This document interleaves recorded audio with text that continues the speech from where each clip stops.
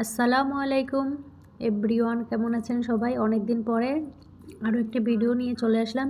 তো বুঝতেই পারছেন এটা কি, এটা হচ্ছে চিকেন ফ্রাইড রাইস। তো এগুলা রান্না করতে আজকে কি কি উপকরণ লাগবে আমি সেটাই দেখাচ্ছি।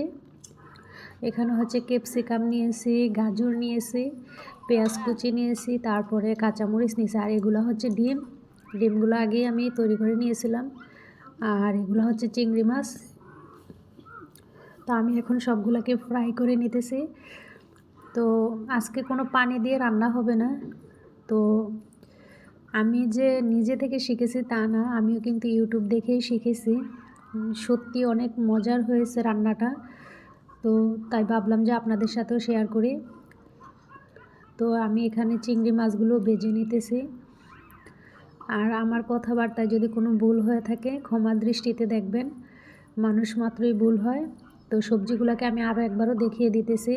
আপনারা চাইলে আরও অনেক সুন্দর সুন্দর কালারের সবজি ব্যবহার করতে পারেন, এটা যার যার পছন্দ। তো আমার বাসায় এগুলাই ছিল, তো আমি এগুলা দিয়েই এখন ফ্রাইড রাইসটা রান্না করে নেব।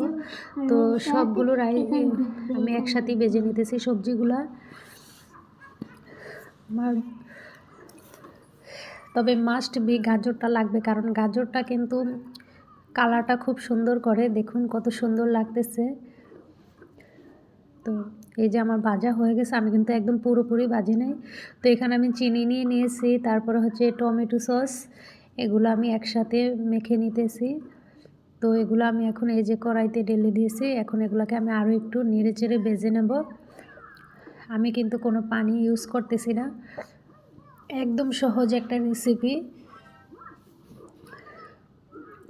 এই যে আমি ভালো করে নেড়ে নিতেছি সবগুলা। তো আমার নাড়া হয়ে গেছে। তো আমি আগেই ভাত রান্না করে নিয়েছিলাম বাসমতি চালের, তো সেটাকে আমি এখানে ছড়িয়ে দেব। দেখুন কত সুন্দর হয়েছে, দেখতে কিন্তু খুবই সুন্দর লাগতেছে, মনে চায় এখনই খেয়ে নিই।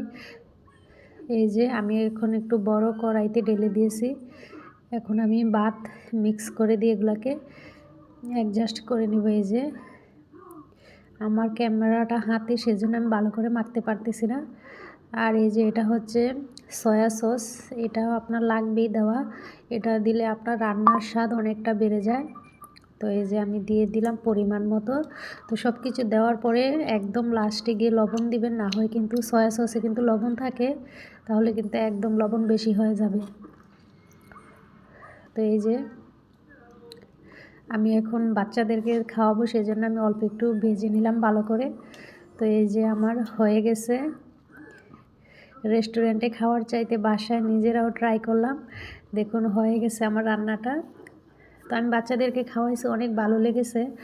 আপনাদেরও ভালো লাগলে বাসায় ট্রাই করতে পারেন, খুবই মজার হয়েছে, একবার ট্রাই করে দেখবেন। তো আমার ভিডিওগুলো যদি ভালো লাগে আমার চ্যানেলটাকে সাবস্ক্রাইব করে রাখবেন। ওমান শহরের আরও অনেক নিত্য নতুন ভিডিও দেখতে পারবেন। তো আমি এখন একটু খেয়ে টেস্ট করে নিলাম, আসলে অনেক ইয়াম্মি হয়েছে। তো সবাই ভালো থাকবেন, আজকের বিদায় নিলাম, আল্লাহ হাফেজ, পরবর্তী ভিডিওতে দেখা হবে।